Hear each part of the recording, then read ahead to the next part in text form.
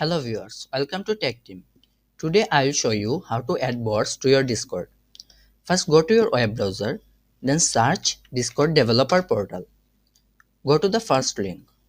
Then from the left click Application. Here are my bots I have created.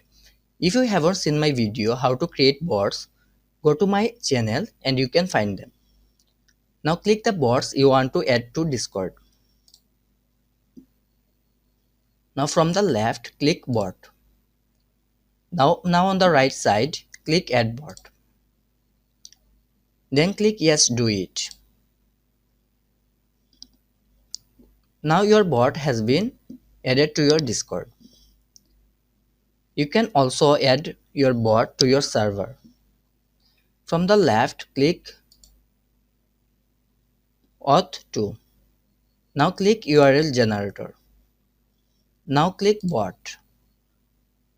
Now give the permission you want to. Now click copy from the bottom. Then click new tab and paste that link. From there you can add that bot to your server. Select the server you want to add your bot. Then click continue. Then click authorize.